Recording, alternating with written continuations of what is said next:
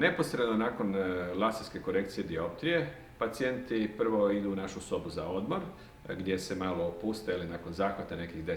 minuta, gdje im se objasni kako trebaju paziti, postupati sa svojim okom, da im se propisana terapija i nakon toga oni u stvari već mogu napustiti naše prostore, s tim da se u stvari oko ne zatvara. Oni vide, naravno ne još potpuno bistro, ne mogu još upravljati motornim vozilima, ali mogu se samostalno kretati. Mi u pravilu preporučimo nekakve sunčane naočale da ipak kad izađu vani na otvoreno da zaštite oko od vjetra, sunca, ne znam, nekih insekata i tako.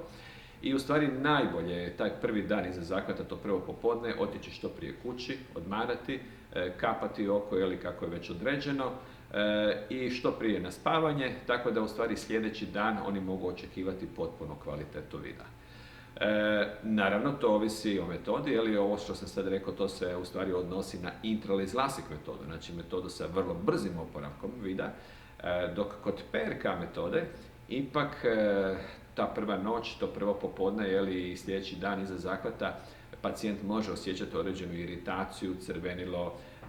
pa možda čak i blage bolove oka. I naravno, uz propisanu terapiju to se ipak umiri, dovede u jedno, ajmo reći, prihvatljivo stanje, ali ipak treba naglasiti, znači, da što se tiče oporavka, intralaser LASIK metoda je puno ugodnija za pacijenta i kvalitetnije i bolje rješenje nego PRK metoda.